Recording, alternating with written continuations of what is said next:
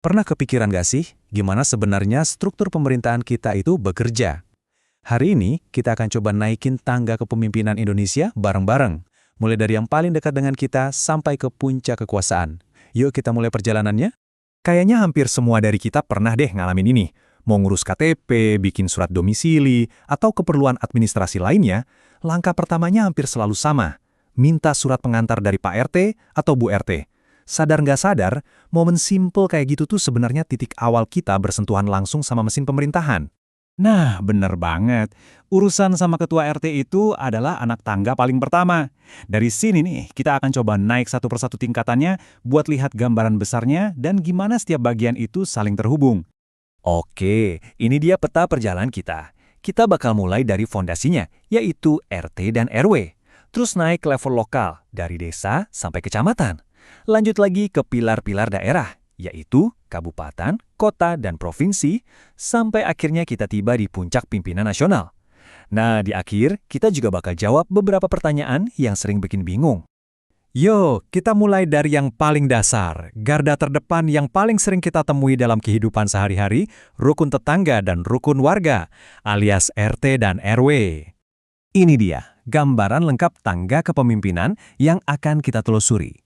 Dari level RT RW sebagai fondasi komunitas, terus naik ke desa kelurahan, kecamatan, kabupaten kota, provinsi, sampai akhirnya ke presiden di tingkat nasional. Masing-masing punya peranannya sendiri loh. Nah, ini poin yang penting banget dan sering disalahpahami. Secara resmi, status RT dan RW itu adalah Lembaga Kemasyarakatan Desa atau LKD. Artinya apa sih? Gampangnya gini, mereka itu mitra pemerintah, tapi dan ini kuncinya, mereka bukan bagian dari birokrasi negara. Jadi peran mereka itu basisnya adalah partisipasi dan pengabdian masyarakat. Terus kerjaannya apa aja? Wah, tugas mereka ini nyata banget dan langsung kita rasakan. Mulai dari yang tadi kita bahas, bantu urus surat pengantar, bantu mendata penduduk, sampai menjaga kerukunan antar warga. Nggak cuma itu, mereka juga yang biasanya ngajak kita gotong royong atau mengaktifkan lagi siskamling buat keamanan lingkungan. Mereka itu ibarat perekat sosial di sekitar kita. Oke, sekarang kita naik satu tingkat. Kita masuk ke anak tangga pertama dari birokrasi formal. Di sini nih, kita mulai lihat struktur pemerintahan yang sesungguhnya. Di level ini, kita ketemu dua istilah, desa dan kelurahan. Kelihatannya mirip, padahal beda banget loh. Pemimpin desa itu kepala desa, yang dipilih langsung sama warganya lewat pilkades. Ini jabatan politik. Nah, kalau kelurahan, pemimpinnya adalah lurah, seorang pegawai negeri sipil atau PNS yang ditunjuk. Karena beda cara pengangkatannya, masa jabatan dan sumber dananya pun beda. Desa dapat dana dari APBN, sementara kelurahan dari APBD. Naik lagi satu level, kita sampai di kecamatan, yang dipimpin oleh seorang camat. Nah, perlu diingat ya, camat ini bukan jabatan politik yang dipilih lewat pemilu.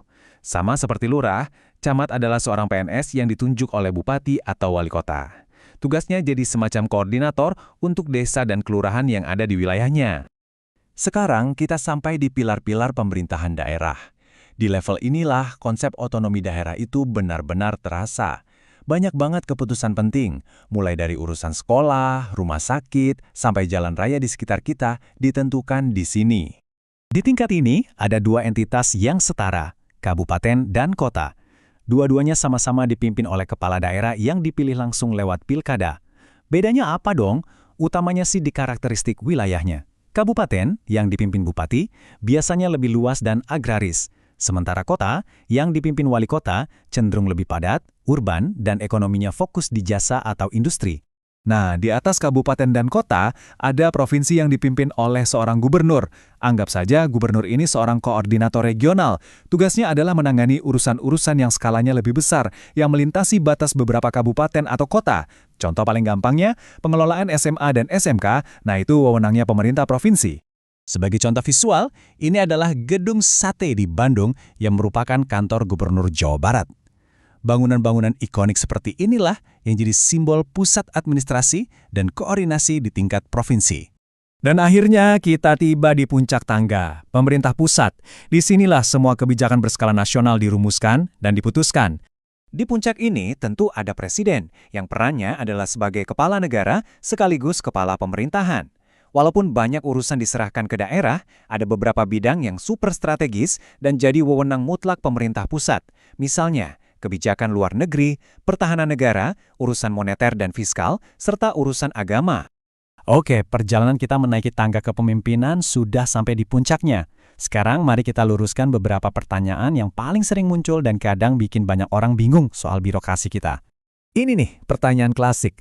Apakah ketua RT dan RW itu dapat gaji bulanan dari pemerintah layaknya pegawai negeri? Jawabannya tegas ya, tidak. Ingatkan status mereka sebagai LKD tadi? Artinya, peran ketua RT dan RW itu adalah bentuk pengabdian masyarakat, sifatnya sukarela. Mereka bukan aparatur sipil negara, jadi mereka tidak menerima gaji bulanan dari pemerintah. Pertanyaan selanjutnya yang juga sering bikin keliru. Antara kepala desa dan lurah, siapa sih yang sebetulnya berstatus PNS? Nah, yang merupakan PNS itu adalah lurah. Beliau adalah seorang birokrat karir yang ditugaskan untuk memimpin sebuah kelurahan. Kalau kepala desa, beda. Itu adalah jabatan politik yang didapatkan melalui pemilihan langsung oleh warganya sendiri. Pertanyaan terakhir, kita tahu wali kota itu dipilih lewat pilkada. Nah, bagaimana dengan camat? Apakah prosesnya sama? Jawabannya sekali lagi, tidak.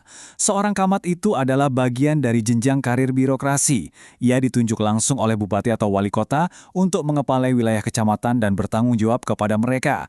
Jadi posisinya didapat melalui penugasan, bukan pemilihan. Kita udah memanjat seluruh tangga kepemimpinan, dari level RT sampai presiden. Kita jadi lihat bagaimana setiap tingkat itu saling terhubung satu sama lain. Nah, pertanyaan terakhir ini untuk Anda renungkan. Setelah tahu semua ini, kira-kira di anak tangga yang manakah suara dan partisipasi Anda sebagai warga negara bisa memberikan dampak yang paling nyata dan paling terasa langsung? Terima kasih sudah menyimak.